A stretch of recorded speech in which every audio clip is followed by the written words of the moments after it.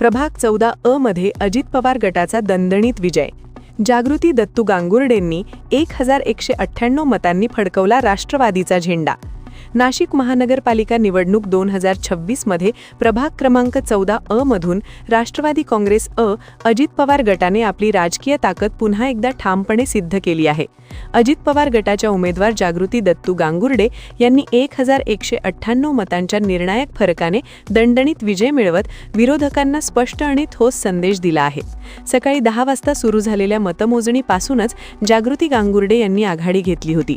प्रत्येक फेरीत ही आघाडी कायम ठेवत त्यांनी अखेर एकूण 9810 मते मिळवून विजयावर शिक्कामोर्तब केले। राष्ट्रवादी काँग्रेसच्या घड्याळ या निवडणूक चिन्हाशी जोडलेला 10 वाजून 10चा योग या निवडणुकीत विशेष चर्चेचा विषय ठरला असून कार्यकर्त्यांमध्ये हा योग विजयाचा शुभ संकेत मानला जात आहे।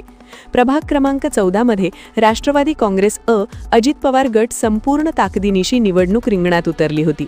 जरी पॅनलमधील इतर जागांवर अपेक्षित यश मिळाले नसले तरी प्रभाग 14 अ मधील हा विजय संघटन शक्ती, स्थानिक पकड आणि प्रभावी जनसंपर्काचे ठोस फलित मानला जात आहे।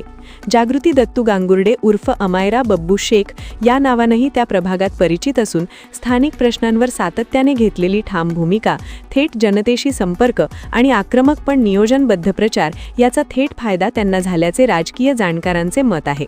विजयानंतर संपूर्ण प्रभागात आनंदाचे वातावरण निर्माण झाले। तसेच पुष्पहार व शाल देऊन गांगुर्डे यांचा सत्कार करण्यात आला। दरम्यान विजयानंतर बोलताना जागृती दत्तू गांगुर्डे यांनी प्रभागातील सर्व मतदारांचे तसेच पॅनलमधील सर्व उमेदवारांचे आभार मानले।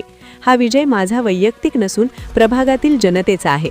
नागरिकांच्या विश्वासाला न्याय देण्याचा प्रामाणिक प्रयत्न करेन असे त्यांनी यावेळी सांगितले।